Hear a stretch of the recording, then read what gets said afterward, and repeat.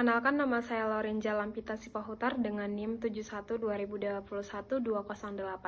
Dengan rekan saya, Perkenalkan, nama saya Elizabeth Yala dengan NIM 71-2021-213. Shalom, perkenalkan nama saya Trisnawati Armeli Lisnahan dengan NIM 71-2021-217 dengan rekan saya. Shalom, perkenalkan nama saya Richard Plipil Mantobing dengan NIM 71-2021-219.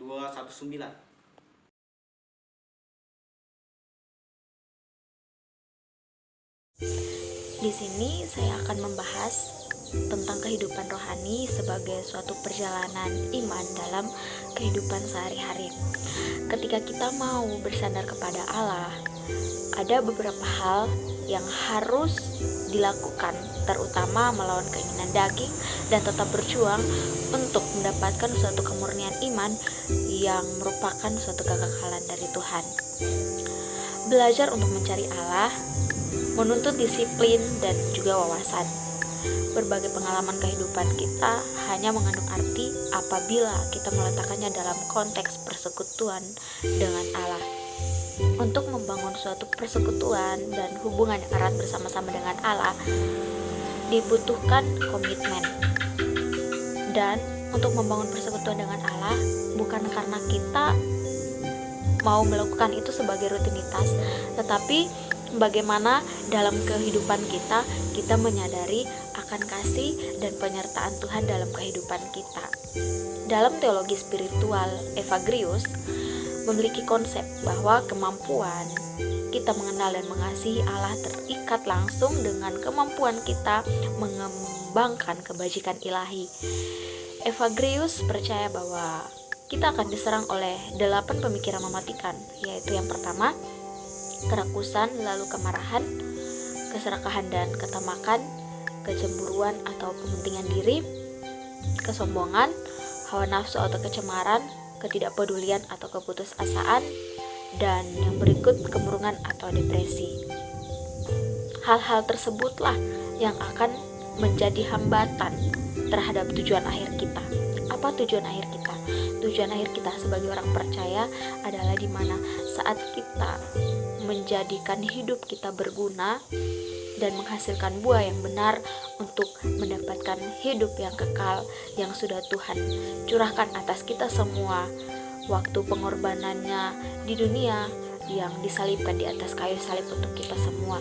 Maka dengan apa yang sudah Tuhan anugerahkan itu, kita sebagai orang-orang percaya cukup menjaga dan memelihara, serta dalam tindakan nyata kehidupan kita sehari-hari kita dapat mencerminkan atau mempraktekkan kasih Allah dan karakter Kristus itu di dalam diri kita. Kekuatan dari kedelapan pemikiran ini nampaknya bersifat kumulatif dan saling terikat. Lalu untuk melawannya satu persatu ada 8 kebajikan saleh, yaitu pengendalian diri, kelembutan, kemurahan hati, kebahagiaan, kerendahan hati, kemurnian, kerajinan, dan juga hikmat. Biarlah untuk mendapatkan kedelapan pemikiran kebajikan saleh ini kita membutuhkan komitmen untuk rajin membaca firman, membaca Alkitab, untuk kita menanamkan setiap kebenaran yang ada dalam diri kita, untuk kita mempraktekannya dalam kehidupan kita hari lepas hari, untuk kemuliaan nama Tuhan. terdapat berbagai definisi tentang doa. Di antaranya adalah doa sebagai nafas hidup bagi orang percaya, dan doa sebagai sarana berkomunikasi dengan Tuhan. Namun, tidak banyak dari kita yang memahami tentang doa kontemplatif.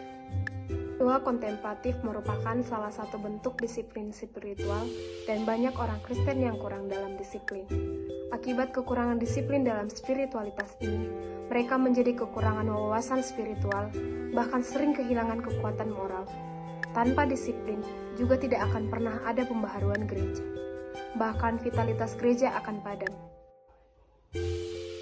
Disiplin berasal dari kata disciple, yang artinya adalah murid.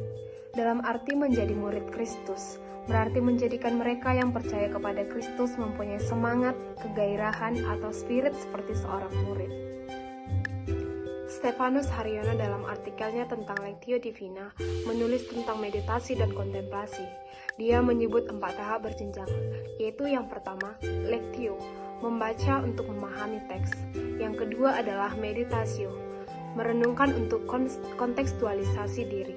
Yang ketiga adalah orasio, yaitu berdoa. Yang keempat adalah kontemplasio, yang artinya kontemplasi untuk perjumpaan dengan Tuhan. Doa meditatif seharusnya membawa kita ke dalam penyerahan diri atas kehendak Allah dan karya Allah, dan hal ini dapat terjadi dan berjalan dengan penyangkalan diri dan ketaatan kepada Roh Kudus. Menurut Bonhoeffer, berdiri di hadapan Tuhan terwujud dalam 3 bentuk, yaitu yang pertama meditasi, mengajar kita untuk rendah hati menghadap Tuhan, membaca Alkitab dan buku-buku rohani, agar kata-kata yang ada di situ diubah oleh Roh menjadi sabda Tuhan. Yang kedua adalah doa, dalam pengertian agar Tuhan berkata-kata kepada kita, membiarkan kita diajar, dididik, dan ditegur. Yang ketiga adalah syafaat, yaitu berdoa bagi orang lain yang membutuhkan tempat dalam hati kita. Bruder Roger, pemimpin komunitas Taizé, lebih suka memakai istilah doa meditatif. Doa meditatif menjadi sebuah daya mendorong hidup orang percaya untuk menghadapi berbagai risiko dan atau tantangan. Disiplin spiritualitas yang dikembangkan dan menjadi ciri khas utama spiritualitas Taizé, yaitu trilogi.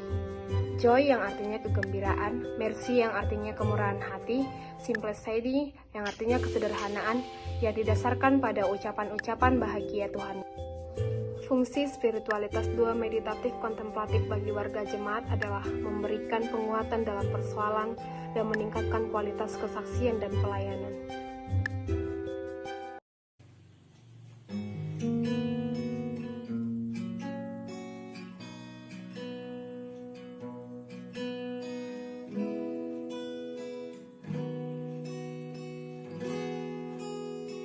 Mentari terus berseri, hawa udara terus menari, sambut jiwa penuh ambisi, memulai langkah dengan pasti. Tak jera ku melangkah, kususuri setiap lentera, bersama arah mencari tujuan, memacu dengan bertangga. Ku menatap sekitarku, menyusuri setiap jejak, membuka cerita baru bersama kenalan baru. Terperosok aku pada hamparan hijau, menggantung pada nuansa manjanya ilalang. Ku pandang semesta, merasakan sentuhan angin, sembari bersyukur pada Sang Pencipta. Malam yang berbalut sepi, dingin merayap hati, kulantunkan musik pensyadu mengiringi doa malam. Kurapatkan jari-jariku, mengetuk mata penuh sendu, memanjatkan doa dengan sungguh, menanti jawaban dalam hal. Sungguh hancur hati ini jika jauh dari Sang Ilahi. Ku coba segala cara untuk berlari, namun tak mungkin terjadi. Ku buka suatu buku, meneliti satu persatu, membangun fondasi baru dengan semangat Sang Pembaharu. Biarkan cahaya itu menyinari, biarkan cahaya ilahi membalik muka Sang Penari demi menjalani sebuah hari.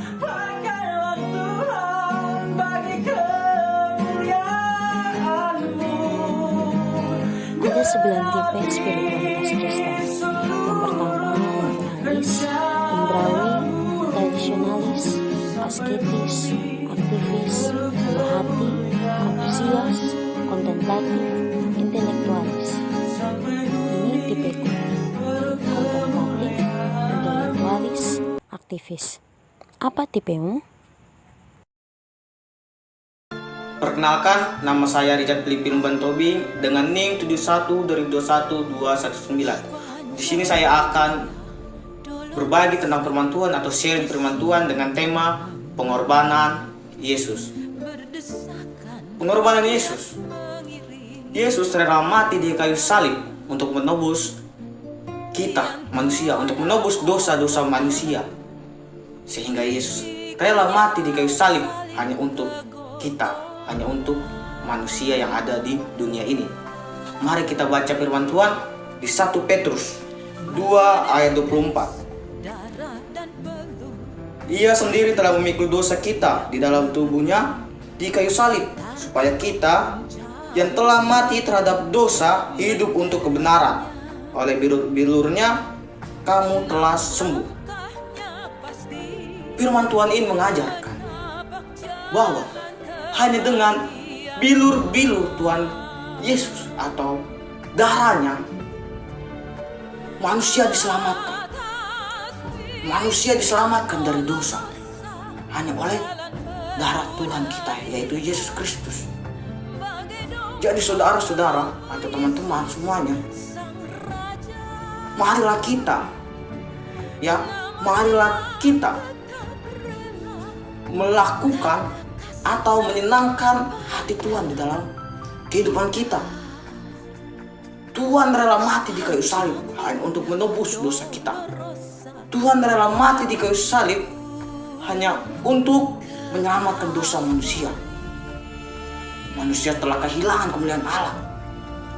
Manusia telah kehilangan apa itu keselamatan.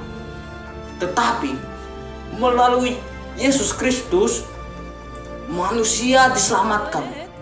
Manusia dibebaskan dari dosa itu. Oleh apa? Oleh darahnya. Oleh bilur-bilurnya. Oleh bilur-bilur Tuhan, kita telah diselamatkan. Saudara-saudara yang terkasih, dalam teologi salib Luther juga mengatakan bahwa Yesus juga rela mati di kayu salib hanya untuk menyelamatkan manusia, dan manusia diselamatkan hanya oleh karena anugerah. Anugerah seperti apa? Anugerah dari Tuhan kita, Yesus Kristus. Saudara-saudara yang terkasih oleh Tuhan, mari kita sama-sama merenungkan firman ini. Mari kita sama-sama merenungkan dan melakukan dalam kehidupan kita apa dari inti dari pengobatan Tuhan kita, yaitu Yesus Kristus. Tuhan mau ketika kita diselamatkan, kita bisa melakukan atau menyenangkan hati Tuhan dalam kehidupan kita. Amin.